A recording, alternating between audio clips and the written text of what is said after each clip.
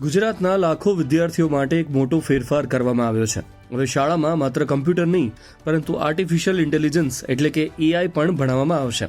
નવા શૈક્ષણિક સત્રથી રાજ્યના અભ્યાસક્રમમાં એઆઈને સત્તાવાર રીતે સામેલ કરવામાં આવ્યો છે. ગુજરાત રાજ્ય શાળા પાઠ્યપુસ્તક મંડળ દ્વારા નવા શૈક્ષણિક સત્રથી અભ્યાસક્રમમાં મહત્વના ફેરફારો કરવામાં આવ્યા છે.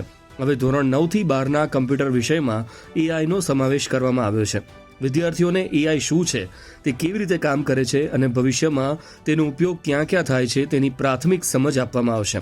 અભ્યાસક્રમમાં introduction to AI, basics of AI, domains of AI અને એથિક્સ ઓફ એઆઈ જેવા મહત્વના વિષયોનો સમાવેશ કરવામાં આવ્યો છે. આજના સમયમાં એઆઈનો ઉપયોગ mobile, social media, banking, healthcare, શિક્ષણ અને અનેક ક્ષેત્રોમાં ઝડપથી વધી રહ્યો છે.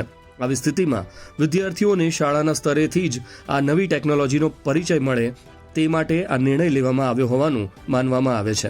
આ નવા અભ્યાસક્રમથી વિદ્યાર્થીઓને માત્ર ટેકનોલોજીની સમજ જ નહીં પરંતુ ભવિષ્યમાં એઆઈ આધારિત કારકિર્દી માટે પણ મજબૂત પાયો મળશે. તો હવે ગુજરાતના વિદ્યાર્થીઓ પણ સ્કૂલના અભ્યાસ સાથે એઆઈ જેવી આધુનિક ટેકનોલોજી શીખશે. તમને શું લાગે છે?